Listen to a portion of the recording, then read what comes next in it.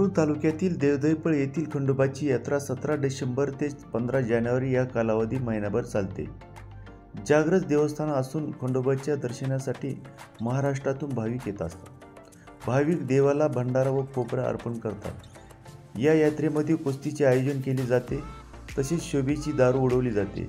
महिनाभरात चालणाऱ्या यात्रेत धारूर तालुक्यातील सोने चांदीचे व्यापारी, कापड व्यापारी व इतर सर्व व्यापारी महिनाभर येथे मुक्काम करून व्यवसाय करतात। या यात्रेसाठी ग्रामपंचायत व ग्रामस्थांनी चोख नियोजन केले आहे।